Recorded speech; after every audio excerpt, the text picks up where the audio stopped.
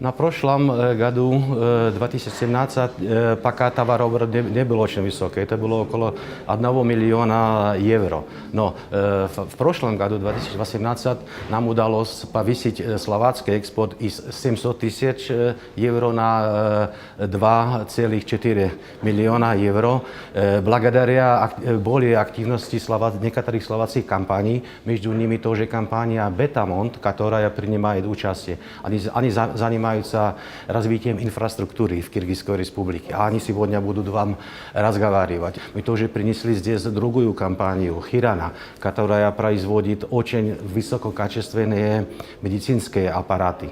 Они работают в Казахстане много лет, а тоже делают бизнес за миллионы евро. Это значит, что мы надеемся, что нам удается повысить товарооборот, который пока не очень высокий. А тоже хотели бы работать в Киргизстане. Хотим пригласить киргизских предпринимателей в Словакию, чтобы пришли, взяли свои продукты, свои интересы принесли в Словакию. А это смысл этой встречи сегодняшней, чтобы показать, какие возможности, которые страна предоставляет. Когда мы посмотрим на структуру экспорта и импорта, об этом тоже будем говорить, пока структура экспорта Словакии состоит из гигиенических продуктов, из электрооборудования, состоит из механических оборудований.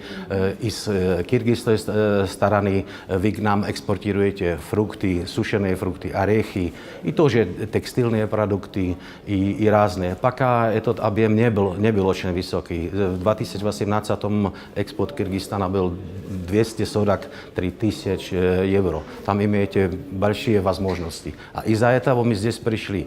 Не мне надо сказать, что вы можете. Вы мне скажете, что вы имеете, а потом мы попробуем найти вам партнеров в Словакии. Знаете, это все о коммуникации этих возможностей.